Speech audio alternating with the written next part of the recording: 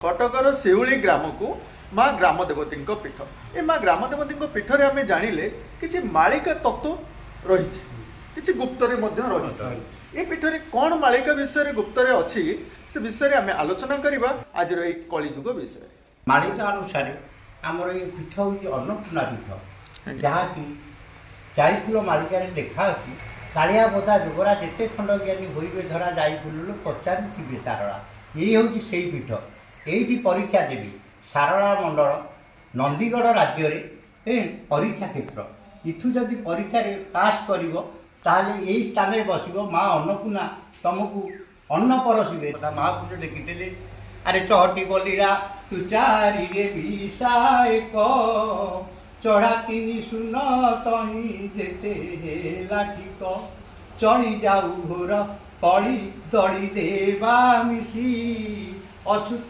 कही गीत पदे छंदी जय जगन्नाथ महापुरुष कहले अरे रामचंद्र कली शेष हम किंतु तार समय अच्छी मुझे ठार गारे रखी ये ठार गार लय तत्व आजिकल साधु मानकर किसी जना ना साधना ना सिद्ध ना खाली चिता तिलक मारिकी जगत को चिता काटापी गरीब मानू ये साधु होती ना साधुर गुण गोटे आग पाखे ना साधु परा मौन निम्न से वचन कहना ताऊपर लक्ष्य चढ़ीगले से कहना मुझे जड़े साधु बेरी कहीं आगु तार कार्य अच्छी सी महापुरुष लिखिले ग्रामे के रे तीन चारि आउ हो बेड़ाबारी ताले हजार हजार लोक जी कुआरे तीन चारोटी परिवार रे से तीनोटी चारोटी परिवार भितर गोटे भक्त थब से भक्त थे ये चारोटी परिवार को रख ना रखिपार ना ये हूँ महापुरुष सिद्धांत जो लिखिले चहटी बोलिया तू चारि विशाख चारि अर्थ कौन चारि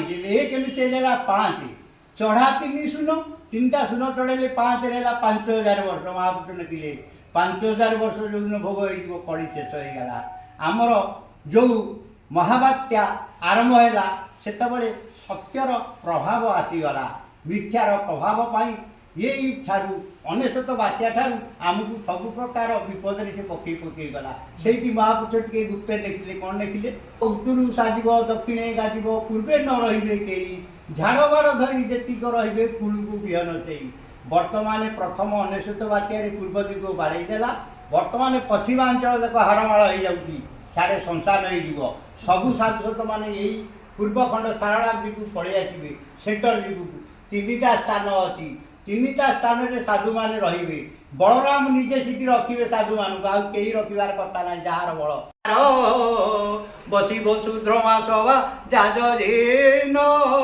ग्रह गीत गाई नारद दे छामुरे प्रवेश कही अछूतया नुहई तीयान जय जगन्नाथ तो कहते एक कथा के आन हो पार ना किंतु सब खेल हम ये सारला मंडल जो कहते कौन शिवली मालियांच नंदीगढ़ कौन लेखा सारला मंडल नंदीगढ़ कलिकिरा आमको आविर्भाव केमी ना सारला मंडले नंदीगढ़ राज्य माली अंचले शिवली परगणा ठारू पटुआर पारी बोधर निपुरु अरे गड़ माटू भांगी कटुआर आटी नेउटिया कण ठार 772 बंदोबस्त दारी कूड़ा को बिहन जान अरे से शिव शंकर पुर जे गोटीला कोट कणा गुप्त ठार अरे रघुनाथ जय एथ कुत ठार हरि बोल जय जगन्नाथ अरे बाली साई ठारू गिरी कोट जाए पड़ी जीव जनहुरी बरा शुणी जानी सातव सामंतरा पूरे ध्यान किशोर नगर पड़ब विचार तहु अड़ंग साधन गोठ पदा भक्त बरी मुंडा युक्त अरे बोधपुर भार घर सड़ई रे लक्ष्मी रही चाही एथकु नाही साध्य आउ जा रहिला होइला प्रभात सुन प्रिय लोरी दास आसु अति बेल हेलाणी निकट होइब परीक्षा पुण यही अन्नपूर्णा अन्न परसिबे थिले समस्त गुण जय जगन्नाथ महापुरुष वचन टळिब नहीं कहीं ना महापुरुष लिखिले अरे पूर्व भानु देवे पश्चिम दिगे आसिब उई ମହାପୁରୁଷଙ୍କ ବଚନ କେବେ ଟଳିବ ନାହିଁ। ପୁଣି ଦେଖିଲେ ମହାପୁରୁଷ କ'ଣ କହିଲେ ନା ରେ କଳକିରାମ କୋଉଠି ଅଛନ୍ତି ନା ଉଦୟ ବଟ ପାରୁଷରେ ଗୋଟାଏ ଜାଗାରେ ଥିବେ, ସେ ଜାଗାକୁ କେହି ଯାଇପାରିବେନି। ଚୋର ଯଦି ରହିଲା ପୁଲିସ ଜାଣିଲା ତ ଧରି ନେବ।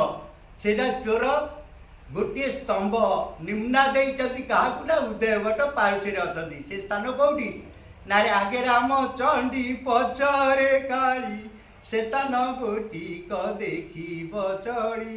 ଶୁଣ ହୋ ଭକ୍ତ ନିବାସ ସଙ୍ଗେ ଲୀଳା କରେ କଳକିରାମ। ପ୍ରଭୁ ପଞ୍ଚସଖା ଅଛନ୍ତି, କଳକିରାମ ଅଛନ୍ତି, ବାର ଗୋପାଳ ଅଛନ୍ତି, ସମସ୍ତଙ୍କୁ ଧରି ପ୍ରଭୁ ଲୀଳା କରୁଛନ୍ତି। ଆସିବେ କୋଉଠୁ ନା ରେ ଆରେ ଉଦୟ ବଟ ପାରୁଷୁ ଲୀଳା ଉଦୟ ହୋଇବ, ଗଗନାଦ ତିନି ପୁର ଶୁଭିବ। ସାଧୁ ସନ୍ତଙ୍କ ଗହଣେ ବାହାର ହେବେ ଆପଣେ, ସାଧୁ ସନ୍ତଙ୍କ ଗହଣେ ବାହାର ହେବେ ଆପଣେ। ସଙ୍ଗତରେ ଥିବେ ଯେତେ ସାଧୁ ସନ୍ତ ଗହଣ, କଜେ କୁଜଙ୍ଗ ଗଡ଼ ଲକ୍ଷେ ସାଧୁ ଛନ୍ତି ପୁଣ, କଜେ କୁଜଙ୍ଗ ଗଡ଼ ଲକ୍ଷେ ସାଧୁ ଛନ୍ତି ପୁଣ। ସଙ୍ଗେ ଧରି ବାହାରିବେ ଜଗତନାଥ, ବାଟରେ ପଡ଼ିବ ସ୍ଥାନ ନାମ ତା କନକପୁର। ବହୁଦିନ ମାତା ରହି ଅଛନ୍ତି ସେ ବାଟ ପୁଣ, ପାଛୋଟି ନେବେ ପ୍ରଭଙ୍କୁ ଧରିଣ ସଙ୍ଗତେ ପୁଣ। ଆସି ପଡ଼ିବ ଯେ ସ୍ଥାନ ନାମ ଗୋଲେଖ ଯେ ପୁଣ, ଗୋରେଖ ବୈକୁଣ୍ଠ ବୋଲି ନାମ ରହିଛି ପ୍ରମାଣ। ପ୍ରଭୁ ସଙ୍ଗେ ଧରି ଆସି ବିଜେ କରିବେ ଯେ ପୁଣ। କୋଉଠି ପହଞ୍ଚିବେ ପ୍ରଭୁ ନା ଏଇ କ୍ଷେତ୍ରରେ ପହଞ୍ଚିବେ। ଏଇ ଯେଉଁ ସ୍ଥାନ ଅଛି ଯଜ୍ଞକୁଣ୍ଡ ଅଛି, ଯେଉଁ ଜାଗାରେ ବିରାଟ ତୁଳସୀ ଗଛ ଅଛି, ଅହି ଜଗିଛି ତାର ପ୍ରମାଣ ଏଇଠି ଯଜ୍ଞ ହେବ। ଯେ ଯଜ୍ଞରେ ପ୍ରଭୁ କଳକିରାମ ଯଜ୍ଞ କରିବେ, ଲକ୍ଷେ ସାଧୁ ଆସିବେ ପରୀକ୍ଷା ଦେବେ। ଏଇ ଗାଁ ନାଁ ହେଉଛି ଅଇନିପୁର।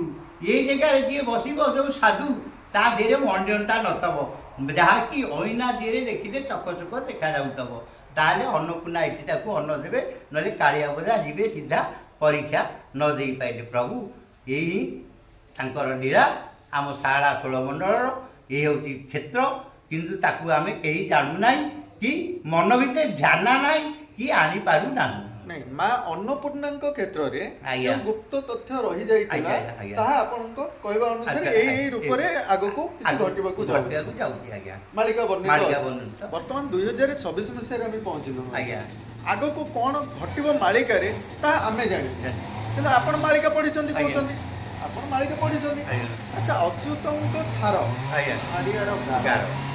ଏ କଥାକୁ ଆପଣ କିପରି ପଢି ପାରୁଛନ୍ତି? ଏତେ ଜଗତ ସାରା ସମସ୍ତେ ସାଧୁ ହେଇଯାଆନ୍ତେ, ଜଗତ ପରିବର୍ତ୍ତନ ହେଇଯାଆନ୍ତା, ଆଉ ଅନ୍ୟାୟ ଅନାଚାର ହନ୍ତା ନାହିଁ, କିଏ କାହାକୁ ଦେଖି ସହି ପାରନ୍ତା ନାହିଁ। ବର୍ତ୍ତମାନ ଏଭଳି କଳି ଆସିଯାଇଛି ଯାହାକି ଘୋର କଳି, ଘରେ ଘରେ କଳି। ଯାହାକୁ ପଚାରିବ କେହି କହିବ ନାହିଁ ତମକୁ ଶାନ୍ତିରେ ଅଛି। ସମସ୍ତେ ଅଶାନ୍ତିରେ କାହିଁକି ଲାଗିବା? ଆଜ୍ଞା। ମାଳିକାର ଅନ୍ତ ହେବ ବୋଲି ଯେଉଁ ଲୋକମାନେ କିଛି ବୃତ୍ତି ରଖୁଛନ୍ତି ତା ବିଷୟରେ ଟିକେ କହିବେ କି? ହଁ ଆଜ୍ଞା, ଦେଖନ୍ତୁ ବର୍ତ୍ତମାନ ମହାପୁରୁଷ ଲେଖିଥିଲେ 26 ମସିହାରୁ ମୀନ ଶନି ଚାଲିବ। ପ୍ରଥମ ଯେତେବେଳେ 26 ମସିହା ଚାଲିଲା ମୀନ ଶନି ଖେଳିଲେ, ପ୍ରଥମ ଦେଖାଗଲା ପାଞ୍ଜି ଯେ ଏଇଠାରୁ ମୀନ ଶନି ଚାଲିଲା। କୋଉ ଯାକେ ନା 29 ଅଙ୍କ ଯାକେ ଆଙ୍କୁ ଖାଲି ଦେଖେଇ ଦେଖେଇ ନେବ। 29 ଅଙ୍କରୁ 39 ଅଙ୍କ ପର୍ଯ୍ୟନ୍ତ ପୁରା ଅଣାୟିତ। 39 ଅଙ୍କ ଆଇଲା ବେଳୁ ଆଜ୍ଞା ପୁରା ସତ୍ୟ ସମ୍ପୂର୍ଣ୍ଣ ଆସିଥିବ, ଏଥିରେ କିଛି ଭୁଲ ନାହିଁ। ପରିବର୍ତ୍ତନ ହେଇଯାଇନି କି ଆଜ୍ଞା? ବିପରୀତ ଭାଗରେ ଆମେ ମାନେ ଚାଲୁନି କି? ତ ସେଥିପ୍ରତି ଦୃଷ୍ଟି ଦେଖିଲେ ସତ୍ୟ ଆସିଲାଣି, ଯେଉଁ ସତ୍ୟଟା ଆସିଗଲାଣି, ଯାହାର ପୂର୍ବର ଭାଗନା ବାସନା ଥବ ତାକୁ ହିଁ ସେ ସତ୍ୟ ଧରିବ, ନହେଲେ ଆଉ ଧରିପାରିବନି। 10ଟା 100 ଲୋକରୁ 5ଟା ଲୋକ ମିଳିବା ବହୁତ କଷ୍ଟ। ସେଇ 5 ଜଣ ବର୍ତ୍ତମାନ ମେଳି ହେଉଛନ୍ତି, ଆସ୍ତେ ଆସ୍ତେ ଆସିଯିବ। କାହିଁକିନା ଏତେ ଲୋକମାନଙ୍କର ମନରେ ଠାକୁରଙ୍କର କଥା ନଥିଲା, ଠାକୁରଙ୍କର ଜ୍ଞାନ ନଥିଲା। ସେତେବେଳେ ଏତେ ପ୍ରକାର ବର୍ତ୍ତମାନ ଯେଉଁ ନାମ ଯଜ୍ଞ କୀର୍ତ୍ତନ ଗ୍ରାମେ ଗ୍ରାମେକେ ଗୋଟିଏ ମନ୍ଦିର ପୂଜା ହେଉଥିଲା, କୋଟିଏ ମନ୍ଦିର ପୂଜା ହେଲାଣି। ତାହେଲେ ମନ ଟିକେ ପରିବର୍ତ୍ତନ ହେଲାଣି। ଗୋଟିଏ ମନ୍ଦିର ପୂଜା କରି ଯେତିକି ଶାନ୍ତିରେ ଆମେ ରହିପାରୁଥିଲୁ, ଅନେକ ମନ୍ଦିର ହେଇଯିବାରୁ ଶାନ୍ତି ମିଳୁନି ଆଜ୍ଞା, ମିଳିବ ନାହିଁ। ଆମ ଭିତରେ ଭାଇଚାରା ନଷ୍ଟ ହବାରୁ ଆମେ ଅନେକ ଅର୍ଥ କ'ଣ ଭାଗ ହେଇଗଲା। ଭାଗ। ବାଣ୍ଟି ହେଇଗଲୁ ତ ବାଣ୍ଟି ହବା ଦ୍ୱାରା କ୍ଷତି କାହାର ହଉଛି ଆମମାନଙ୍କର ହଉଛି ନା ସମାଜର କ୍ଷତି ହଉଛି। ବୁଝିବାକୁ ଚେଷ୍ଟା କରନ୍ତୁ ଆଜ୍ଞା ହଉଛି, ହବ କାହିଁକି ନା ଏମାନେ ଯିଏ ପଶିଲେ ତାଙ୍କର ସେ ଜ୍ଞାନ ନାହିଁ। ଏମାନେ ରହିଲେ ଠାକୁରଙ୍କୁ ଦେଖେଇ ଖାଇବା ପାଇଁ, ବାସ୍ ଠାକୁରଙ୍କୁ ଦେଖେଇଲେ ଖାଇଲେ। କଳିଯୁଗ କହି କହି ଆଜି ପର୍ଯ୍ୟନ୍ତ ଆମମାନେ ଆସିଗଲୁଣୁ। ଉଦୟଭଟ୍ଟ କଥା ରଖିଲେ ଆମେ ଏଇଥିରୁ ଜାଣିବା କଳ୍କି ମହାପୁରୁଷଙ୍କର ଅବତାର ବିଷୟରେ। କଳ୍କି କିପରି ଅବତାର ନେଇକିରି ମେଲଛ ସଂହାର କରିବେ ଯୋଉ ମାଳିକା ବର୍ଣ୍ଣିତ ଅଛି ତାହା କେତେ ଦୂର ଯଥାର୍ଥ ଏବଂ ଉଦୟଭଟ୍ଟ ଠାରେ କଳ୍କିଙ୍କର ପ୍ରତିଚିତ୍ର ମଧ୍ୟ କରାଯାଇଛି ଯେ ଖଡ୍ଗ ଆଉ ଢାଲ ଧରିକି ପ୍ରଭୁ ଆସିଛନ୍ତି ସଂହାର କରିବା ପାଇଁ। କଣ ସଂହାର କରିବାକୁ ଆସୁଛନ୍ତି ଆଉ ପ୍ରଭୁ କିପରି ଅବତାର ନେଇ ଆସିବେ ସେ ବିଷୟ ଟିକେ କହିବେ। ଆଜ୍ଞା ଦେଖନ୍ତୁ, ଏଇ ଜଗତସିଂହପୁର ଜିଲ୍ଲା ସାରଳା ମଣ୍ଡଳରେ କଳିକିରାମ ଆବ୍ରିବେ ବୋଲି ତାଙ୍କର 12 ହାତେ ଖଣ୍ଡା ଅଛି, କିନ୍ତୁ କୋଉଠି ଉଦୟଭଟ୍ଟ ପାଖରେ ନାହିଁ। ଉଦୟଭଟ୍ଟ ଜଗତସିଂହପୁର ଜିଲ୍ଲାର ଗୋଟିଏ ଗାଁ ଅଛି, ତା ନାଁ ହେଉଛି ବଡ଼ବାଗ। ଜଗତସିଂହପୁର ଜିଲ୍ଲା ବଡ଼ବାଗରେ 1,00,000 ବାଘ ଘୋଡ଼ା ଛନ୍ଦା ହେଇଛନ୍ତି। 3 ପ୍ରକାର ଘୋଡ଼ା, ଗୋଟିଏ ହେଉଛି ଟାପୁବାଲା, ଗୋଟିଏ ହେଉଛି ପକ୍ଷୀରାଜ ଘୋଡ଼ା। ଇଏ ପକ୍ଷୀରାଜ ଘୋଡ଼ା ବିଲାତ ଫରେନ୍ ଆମେରିକା ଯିବ ଯୁଦ୍ଧ କରିବା ପାଇଁ। ଟାପୁବାଲା ଘୋଡ଼ା କ'ଣ କରିବ ନା ଇଏ ଭାରତ ଭିତରେ ଘୁରି ବୁଲିବ। ଶେଷ କାছে ତାର ଘୋଡ଼ା ଆସିବ ବୋଲି କାଦୁଅ ଡାକି ପାଇବ ନାହିଁ ବୋଲି ପ୍ରତ୍ୟେକ ଗଡ଼ି କନ୍ଦିକି ବର୍ତ୍ତମାନ ସରକାର ଢଳେଇ କରିଦେଲେ। ତ ଗୋଟେ କଥା ଏଇଠୁ ଜାଣିବା 12 ହାତ ଖଣ୍ଡା କଥା ଆପଣ କହିଲେ। 12 ହାତ ଖଣ୍ଡା କଳ୍କି ଅବତାର ନେଇ ଆସିବେ, 12 ହାତ ଖଣ୍ଡା ଧରିକି ମେଲଛ ସଂହାର କରିବେ।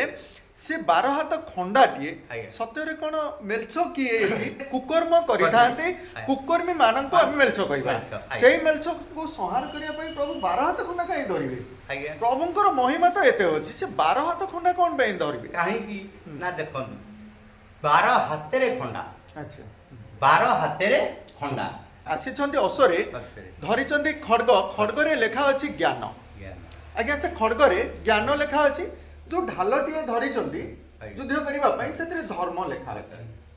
ତେଣୁ ଆମେ ଯାହା ବୁଝିଛୁ ଆଉ ସମାଜକୁ ମଧ୍ୟ ବାର୍ତ୍ତା ଦେଉଛୁ, ପ୍ରଭୁ ଅବତାର ନେଇ ଆସିବେ ଏ କଳି ଯୁଗରେ ଜ୍ଞାନର ପ୍ରଚାର ପ୍ରସାର କରିବା ପାଇଁ, ଧର୍ମ ଏବଂ ଜ୍ଞାନକୁ ସ୍ଥାପନା କରି ଏ କଳିକୁ ଅନ୍ତ କରିବା ପାଇଁ। ଯାହା ଉଦୟଭଟ୍ଟ ଠାରୁ ଆମେ ଜାଣି ଆସୁଛୁ। ଆପଣଙ୍କ ମତାମତ ମଧ୍ୟ ଠିକ୍ ସେହିପରି 12ଟି ହାତରେ ଯେଉଁ ଖଣ୍ଡାର ଚର୍ଚ୍ଚା ଆପଣ ରଖିଲେ, ଆମେ ଆଶା କରୁ ଏହି ଜ୍ଞାନ ଦ୍ୱାରା ଆମେ ଆଗକୁ ବର୍ଦ୍ଧିତ ହେବା। କର୍ମକୁ ନେଇକିରି ହିଁ ଏ ପ୍ରଥାଟି ଥିଲା। ଜାତି ବୋଲି କ'ଣ, କର୍ମକୁ ନେଇକିରି ଆଧାରିତ କରି ଏ କାମ କର। ଜାତି ପ୍ରଥା ଛୁଆଁ ଅଛୁଆଁଟେ ବିଷୟରେ ଜାଣିବୁ ଆଜ୍ଞା। ଛୁଆଁ ଯୋଉ ଜାତି ପ୍ରଥା ଏଇଟା ଆମ ସମାଜର ଗୋଟେ କଳଙ୍କ। କିନ୍ତୁ ଗୋଟେ କଥା, ଏ ମଣିଷ ହେଇକିରି ଏ ମଣିଷକୁ ଛୁଅଁନି। এই କିଛି ଦିନ ହେବ ଆମେ ସୋସିଆଲ ମିଡ଼ିଆରେ ବାରମ୍ବାର ଦେଖି ଆସୁଛୁ, ବାରମ୍ବାର କହି ଆସୁଛୁ, ଶିକ୍ଷାରେ ମଧ୍ୟ ଜାତି ପ୍ରଥା। ସମ୍ବିଧାନ ଲେଖିଛନ୍ତି, ତାଙ୍କୁ ଯେତେବେଳେ ସେ କଲେଜରେ ପାଠ ପଢୁଥିଲେ ତାଙ୍କୁ ବି ପାଣି ପିଇବା ପାଇଁ ଦଉନଥିଲେ। ବାବା ସାହେବ ଆମ୍ବେଦକର ଯୋଉ ସମୟରେ ପାଣି ପିଇ ପାରୁନଥିଲେ ଆଜ୍ଞା ବିଦ୍ୟାଳୟ ପାଠ ପଢା କ୍ଷେତ୍ରରେ, ଆଚ୍ଛା ବର୍ତ୍ତମାନ କ'ଣ ସେପରି ରୂପରେଖ ଆମ ବିଦ୍ୟାଳୟ ମାନଙ୍କରେ ଅଛି କି ଆଜ୍ଞା? ବହୁତ ବଦଳି ଗଲାଣି। କିନ୍ତୁ ଆମମାନଙ୍କର ଯେଉଁ ପୁରୁଣା ଲୋକମାନେ କିଛି ଅଛନ୍ତି ବା ଅତୀତର କିଛି ବନ୍ଧୁମାନେ ଅଛନ୍ତି, ସେମାନେ ତାକୁ ବୁଝିପାରୁନାହାନ୍ତି। ହଠାତ୍ ଏ ପରିବର୍ତ୍ତନ କାହିଁକି ଆସୁଛି? ଏ ପରିବର୍ତ୍ତନ ଇଏ ସତରେ କ'ଣ ଭଗବାନ ଏ ଜାତି ଗଢ଼ିନାହାନ୍ତି? ସତରେ କ'ଣ ଏମିତି ଆଲୋଚନା ହେଉଛି ଆଜ୍ଞା? କହୁଛନ୍ତି ସେମାନେ ଏବେ ସତରେ ଯଦି ଭଗବାନ ୟାକୁ ଗଢ଼ିନାହାନ୍ତି ତାହେଲେ ଏତେ ଅତ୍ୟାଚାର ଆମେ କରିଛୁ ଏ ଲୋକମାନଙ୍କ ଉପରେ କାହିଁକି? ଆମେ ଯୋଉ ଗୋଟାକ ଛୁଆଁ ଛୁଆଁ ବୋଲିକିରି ଭାବିଛେ, ଯୋଉ ଏଇ ଯୋଉ ମା ଆଜ୍ଞା ସିଏ କ'ଣ ପୁଅ ନୁହଁ? ଆମେ ଯିଏ ଡାକିବ ମା ବୋଲିକି ସମ୍ಬೋଧନ କରୁଛି ସିଏ ତା ପାଖରେ କ'ଣ ଛୁଆଁ ଛୁଆଁ ଅଛି? କେବଳ ଆମର ଗୋଟେ ରହିଛି ଗୋଟେ ଯୋଉ ଜାତି ପ୍ରଥା ଇଏ, ଏଇଟା ଆମ ସମାଜ ପ୍ରତି ଗୋଟେ କଳଙ୍କ। ନିଶ୍ଚିନ୍ତ ଆଜ୍ଞା, ଆମେ ଚେଷ୍ଟା କରିବା ଏ ଜାତି ପ୍ରଥା, ଛୁଆଁ ଛୁଆଁ ଭେଦଭାବ ଏକ କୁପ୍ରଥା ଆଜ୍ଞା। ଏ ପ୍ରଥା ଠାରୁ ମଣିଷ ସମାଜ ଦୂରେଇ ଆସ, ନିଜକୁ 36 ପାଠକ, 36 ନିଯୋଗୀ, 36 ନିଯୋଗୀ କେବଳ ପୁରୀ ଶ୍ରୀକ୍ଷେତ୍ରରେ ଜଗନ୍ନାଥଙ୍କୁ ସେବା କରିବା ପାଇଁ ସେ ରଖିଥିଲେ। ଶେଷ କାছে ମହାପୁରୁଷ ଟିକେ ଲେଖିଲେ କ'ଣ କହିଲେ ନା, ସର୍ବେ ହୋଇବେ ଏକାକାର, ନଥିବ ବେଦର ବିଚାର, ଏଣୁ ହୋଇବେ ଅଳ୍ପାୟୁଷ, ସକଳେ ପାପୀ ଯିବେ ନାଶ। ନାଇଁ ପୁରୀରେ କ'ଣ ଆମର ଜାତି ପ୍ରଥା? ଜଗତର ନାଥ ଆମ ବଡ଼ ଠାକୁର, ତାଙ୍କ ପାଖେ ନାହିଁ ଜାତି ଭେଦ ଆଜ୍ଞା, ତାଙ୍କ ପାଖେ ନାହିଁ। କାହିଁକି ନା ସେଠି କିଏ ଜାତି ପଚାରିକିରି ଆପଣଙ୍କୁ ଭୋଗ କରିବାକୁ ନେଉଛି କି? ଜାତି ପଚାରିକିରି ତୁମେ ଏଇ ଜାତିରେ ଏଇଠି ଲେଖା ଅଛି ଏଇପଟେ ତୁମେ ଚାଲ ଚାଲ ଏମିତି କିଛି ଅଛି କି ବ୍ୟବସ୍ଥା? ଦଉଡ଼ି ଛୁଇଁ ପାରିବ ନାହିଁ, ହଁ। ଇଏ କରିପାରିବନି, ଇଏ ଅଛି କି? ନା। ତେଣୁ ପ୍ରଥମେ ବିଚାର କରିବା ଆମର ସେଇ ବିଚାରକୁ ଯିବା ପାଇଁ ହେଲେ କିଛି ଆଲୋଚନାର ଆବଶ୍ୟକତା ଅଛି ଆଜ୍ଞା। ବିନା ଆଲୋଚନାରେ ଆମେ କିଛି କରିପାରିବାନି। ବିଚାର କରିବାକୁ ଆମେ ମାନେ କୋଉଠିକି ଯିବା ଆଜ୍ଞା? ମଠ ମନ୍ଦିର ଆଶ୍ରମ। କାହିଁକି ନା ସେଇମାନେ ପୁରୁଣା ସମୟରେ ଶାସ୍ତ୍ର ଅଧ୍ୟୟନକାରୀ କିଏ ଆଜ୍ଞା? ମାନେ ଋଷି ସାଧୁ ସନ୍ଥ। ଆମେ ସେଇମାନଙ୍କ ପାଖରେ ପହଞ୍ଚିକିରି ଯେତେବେଳେ ଆମେ ଜାଣୁଛୁ ଆଜ୍ଞା ଏ ଜାତି ପ୍ରଥା ଏକ କୁପ୍ରଥା, ଏ ଜାତି ପ୍ରଥାର କିଛି ସତ୍ୟତା ନାହିଁ, ଆମେ ଯାଇ ଗ୍ରାମରେ ଯେତେବେଳେ କିଛି ଆଲୋଚନା କରୁଛୁ ଆଜ୍ଞା କ'ଣ କରିବା? ଯେଉଁମାନେ ମାନେ ବୁଝି ପାରୁନାହାନ୍ତି ସେମାନେ ଆମକୁ କହୁଛନ୍ତି ଆଜ୍ଞା ଏ ପିଲାଟିଏ ବହୁତ ପାପ କରୁଛି। ଯାହା ବି ହଉ କିନ୍ତୁ ଗୋଟିଏ କଥା ବିଚାର କରନ୍ତୁ, ସତ୍ୟକୁ କେତେ ଦିନ ଲୁଚେଇ ରଖାଯାଇପାରେ? କଳା ବାଦଲ ଢାଙ୍କି ଦେଇଥାଇପାରେ ଆଜ୍ଞା, ସୂର୍ଯ୍ୟଙ୍କୁ ଲୁଚେଇ ଦେଇପାରିବନି। ତେଣୁ ସତ୍ୟ ନିଶ୍ଚିନ୍ତ ସତ୍ୟ ହୋଇ ଲୋକ ସମ୍ମୁଖକୁ ଆସିବ। ଆପଣମାନେ ବିଚାର କରନ୍ତୁ ବର୍ତ୍ତମାନ ସମାଜ ଆମର କୋଉ ରୂପରେଖରେ ଆଗକୁ ଯିବା ଦରକାର। ସମାଜ ସୁଧାରକ ଭାବରେ ଏ ସମାଜକୁ ଆସନ୍ତୁ ଆଜ୍ଞା। ଆପଣମାନେ ମହା ଜ୍ଞାନୀ ଆଜ୍ଞା, ମହାନ ଜ୍ଞାନର ଅଧିକାରୀ ଆପଣମାନେ। ଆମେ ସାଧାରଣ ମଣିଷ ଆଜ୍ଞା। ସାଧାରଣରେ କିଛି ବୁଝିବା ପାଇଁ ମନରେ କିଛି ବିଚାର ନେଇ ଆପଣମାନଙ୍କ ପାଖକୁ ଆସୁଛୁ। ବିଚାର ଆପଣମାନେ କରନ୍ତୁ। ଯଦି ମହାଜ୍ଞାନୀ ପଣ୍ଡିତ ମାନେ ଆପଣମାନେ ସବୁ କିଛି ଜାଣନ୍ତି ତାହା ଲୋକ ସମ୍ପର୍କକୁ ଆଣନ୍ତୁ। ଲୋକ ହିତରେ ଯଦି ସମାଜ ହିତରେ ତାହା ଆସେ ତାହେଲେ ଏହା ସ୍ୱାଗତ ଯୋଗ୍ୟ ଆଜ୍ଞା। ଯଦି ସମାଜ ହିତରେ ଆସୁନାହିଁ ତାହେଲେ ଆପଣ ସାଧୁ ପଣ୍ଡିତ ବା ମହାଜ୍ଞାନୀ ହେଲେ କେମିତି? ଜ୍ଞାନୀ ରୂପରେ ଆପଣମାନେ ଏ କଳିକୁ ଅନ୍ତ କରିବାକୁ ଆସୁଛନ୍ତି। ଜ୍ଞାନୀ ହୋଇ ଅଜ୍ଞାନର ବାର୍ତ୍ତା ରଖୁଛନ୍ତି ଏ ସମାଜକୁ। ବିଚାର କରନ୍ତୁ କ'ଣ କରାଯାଇପାରିବ ସମାଜର ମଙ୍ଗଳ ପାଇଁ। ଏ ସମୟରେ ଗୋଟିଏର ଆବଶ୍ୟକତା ଅଛି ଆଜ୍ଞା, ସିଏ ହେଉଛି ଏ କୁପ୍ରଥା, ଏ ଜାତି ପ୍ରଥା କିପରି ହଟେଇ ଦିଆଯାଉ ସମାଜରୁ। ନାରାୟଣ ଯାହାଙ୍କ ନାଭି କମଳରେ ବ୍ରହ୍ମା ଏବଂ ମାତା ଲକ୍ଷ୍ମୀ ମଧ୍ୟ, ଭୋଳାନାଥ ଯେ ମା ଅନ୍ନପୂର୍ଣ୍ଣାଙ୍କ ଠାରୁ ଅନ୍ନ ଗ୍ରହଣ କରୁଛନ୍ତି। ସିଦ୍ଧିଦାତ୍ରୀ, ମହାଗୌରୀ, କାଳରାତ୍ରୀ, କାତ୍ୟାୟନୀ, ସ୍କନ୍ଦମାତା, କୁଷ୍ମାଣ୍ଡା, ଚନ୍ଦ୍ରଘଣ୍ଟା, ବ୍ରହ୍ମଚାରିଣୀ, ଶୈଳପୁତ୍ରୀ, ଶିଉଳି ଗ୍ରାମ ମା ଗ୍ରାମ ଦେବତୀ ଅନ୍ନପୂର୍ଣ୍ଣାଙ୍କ ପୀଠ।